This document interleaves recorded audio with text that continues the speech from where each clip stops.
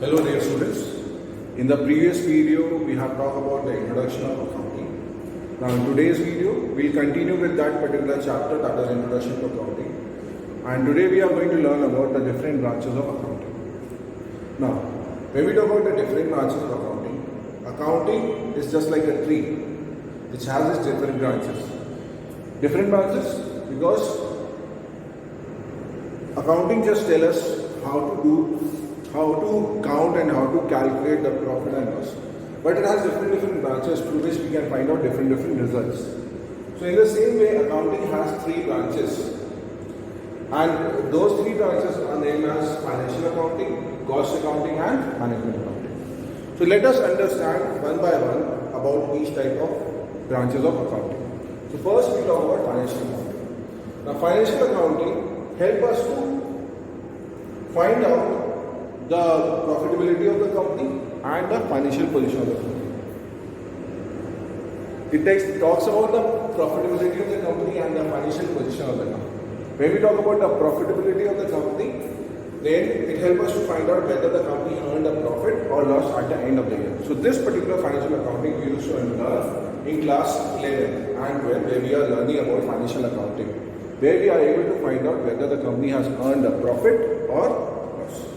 So, in financial accounting, we deal with the maintenance of books of accounts. I have already explained what you understand by books of accounts to determine the profitability and financial position. Now, financial position, because for example, if I am selling the books, I am not only the single seller in the town. A lot of sellers are being there in the town. So, I have to compare my profitability with the others. Then only I can identify that my bookshop is much better than the other bookshop. And why, or the other bookshop is doing well, then why they are able to do well, and why I am not able to do well, then I am able to compare it. So it helps us to find out the financial position of the company. The second branch is that is cost accounting. Now cost accounting we generally going to learn in if we continue with accountancy after class 12 also. So we are going to learn this cost accounting, which help us to find out the cost of the product. For example, if I am working on the production of a pen, so when I am making a production of a pen, so I have to find out the cost of this particular one single pen.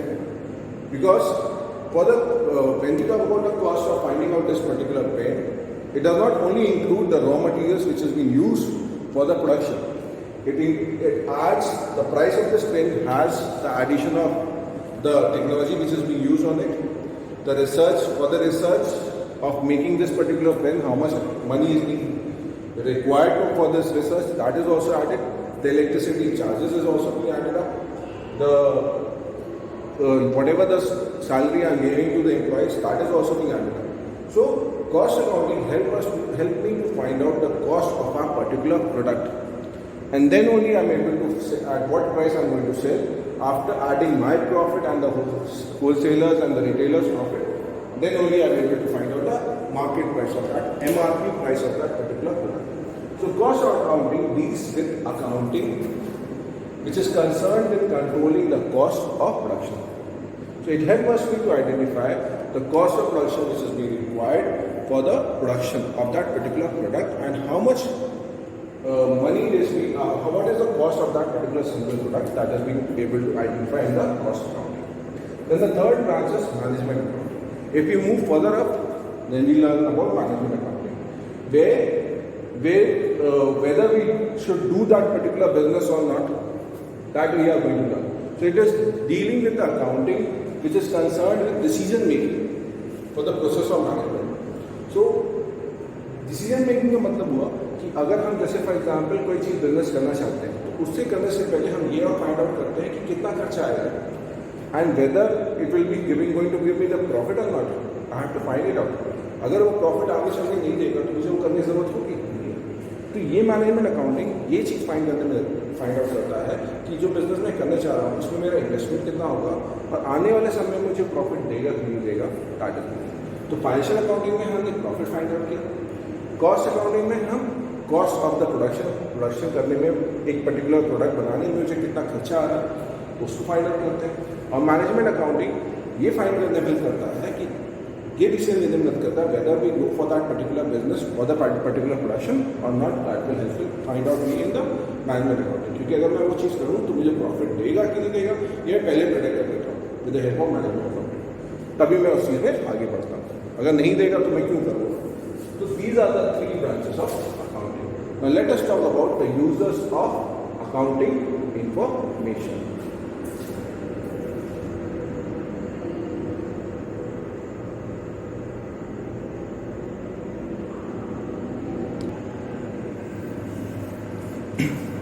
Now users of accounting information, हम लोगों ने पहले part में पढ़ा था कि that is कि account को हम जब समराइज कर करते हैं, उसको एनालाइज करने के बाद उसको हम कम्युनिकेट करते हैं। ना क्यों कम्युनिकेट करते हैं? तो बहुत सारे हमारे अकाउंट को यूज करने वाले बहुत सारे लोग होते हैं, तो उनको हमने 2 भाग में डिवाइड किया। यहाँ divided into parts, that is internal users and external users. Now internal users कौन से होते हैं? जो इंफॉर्मेशन को रखते हैं। तो सबसे पहला यूजर कौन हुआ? ओनर, मैं जिसने बिजनेस किया। क्यों? क्योंकि उसको तो ये फाइंड आउट करना है कंपनी को प्रॉफिट हुआ कि नहीं हुआ, फिर मेरी कंपनी का फाइनेंशियल पोजीशन क्या है मार्केट में, तो who is going to identify, that is the owner. That पहला फंक्शन हो गया इंटरनल यूजर। दूसरा कौन यूजर होता है इंटरनल में? That is the management. Management को क्यों फाइंड आउट करना है? क्योंकि जब कंपनी को प्रॉफिट आएगा उसी के बेसिस पे वो क्या करेगा, नेक्स्ट ईयर का प्लान आउट करेगा। They are going to plan out about the next future, that what I am going to do in the next future. उसी क्योंकि प्रॉफिट से ही वो क्या करेगा अपने फ्यूचर के लिए नेक्स्ट ईयर की प्लानिंग करेगा। तो उस प्लानिंग के लिए उसको ये साल में पता होना चाहिए कि उसने क्या है, and on the basis of it only he is going to make the decisions about the next year. तीसरा होते हैं इंटरनल यूजर्स में, that is the employees. Employees by they are the internal. ये क्यों भैया, इनको क्यों पता होना चाहिए कौन से वाले? तो इनको तो पता होना चाहिए कि इनकी सैलरी डिपेंड करती है कंपनी के प्रॉफिट पर, कि आने वाले समय में उनको उनका इंक्रीमेंट होगा कि नहीं होगा, उनकी सैलरी बढ़ेगी बढ़ेगी, और अगर कंपनी को ज़्यादा प्रॉफिट होगा तो उनको बोनस मिलेगा कि नहीं मिलेगा।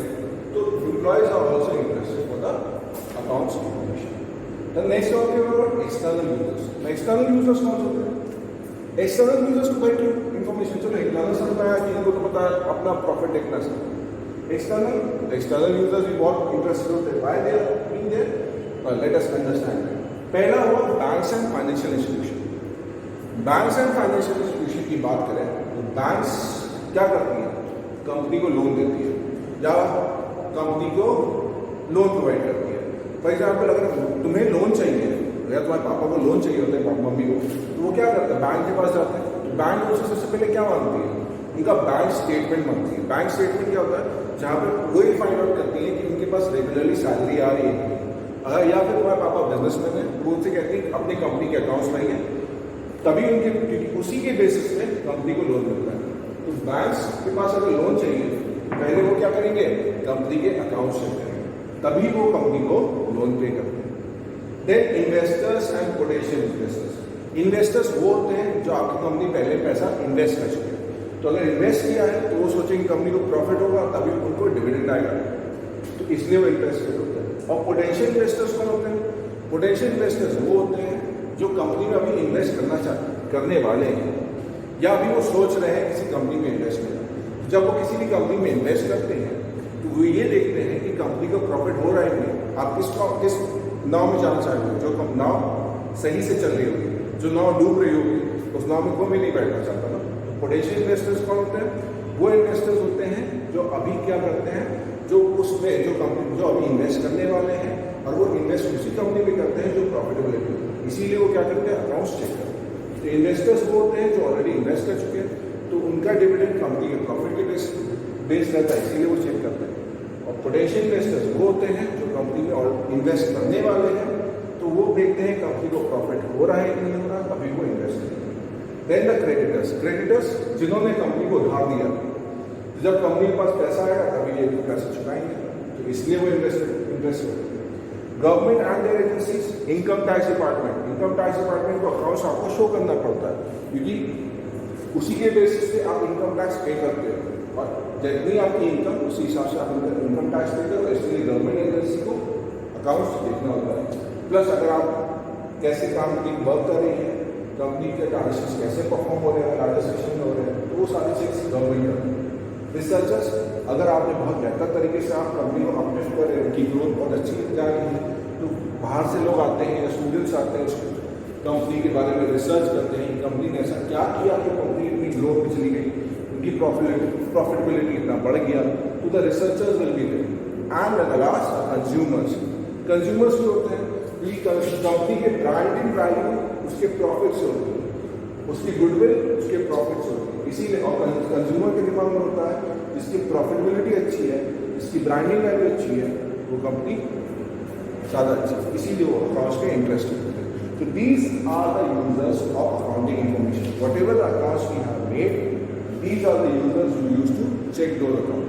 तुमने कई बार पेपर्स में भी देखा होगा, गैजेट ऑफ इंडिया, जहाँ पे कंपनी के गवर्नमेंट जो भी अकाउंट्स खर्चा करती है उसके सारे हिसाब किताब पेपर में देती है, क्योंकि वो क्या है, टेंडर है, पब्लिक सर्वेंट है, तो वो सारा इन्फॉर्मेशन पेपर पे डाल देती है ताकि लोगों को भी पता चले कि गवर्नमेंट कंपनीज कैसे रन होती है। So these are the users of accounting information and those who are interested in the accounts. So today we have talked about the different branches of accounting and users of accounting information.